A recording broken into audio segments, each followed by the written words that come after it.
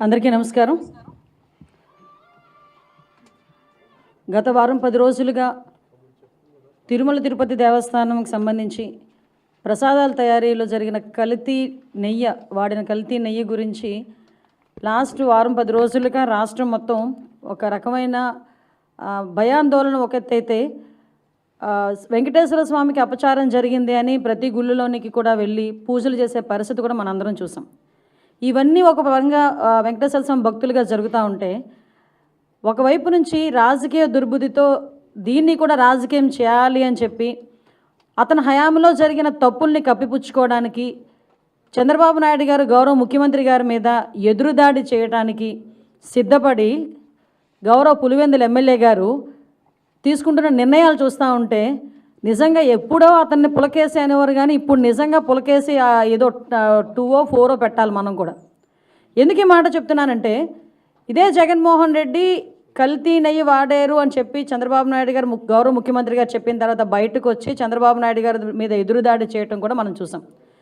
తర్వాత వీళ్ళ తాలూకా వెనకాల బ్యాచ్ ఉంటుంది కదా, ఒక భజన బృందం ఉంటుంది కదా, భజన బృందం బయటకు వచ్చి లేదు జగన్మోహన్ రెడ్డి గారు మెట్లు ఎక్కి వస్తారు తిరుమల తిరుపతి దర్శనానికి అని మాట్లాడారు. అది కట్ చేస్తే కాదు, నా కాలినడకని కాదు, దర్శనానికి వస్తారు అన్నారు.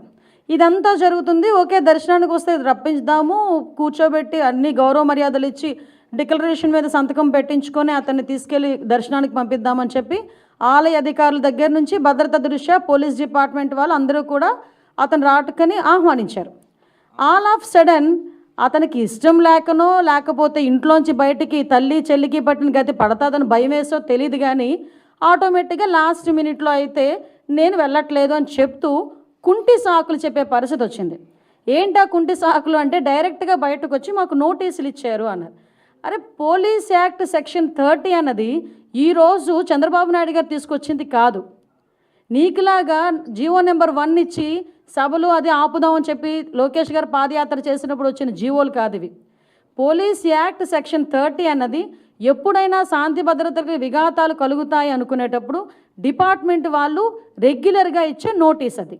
ఆ నోటీస్లో చాలా క్లియర్గా వైఎస్ జగన్మోహన్ రెడ్డి గారు ఆంధ్రప్రదేశ్ మాజీ ముఖ్యమంత్రి 27/9/24, 28/9/24 తేదీల్లో తిరుపతి తిరుమల పర్యటించనున్నారని ప్రభుత్వ అధికారిక సమాచారం ద్వారా తెలిసినది. ఈ పర్యటనలో శ్రీ వైఎస్ జగన్మోహన్ రెడ్డి గారు తిరుమలలో శ్రీ వెంకటేశ్వర స్వామి వారిని దర్శించుకోనున్నారు.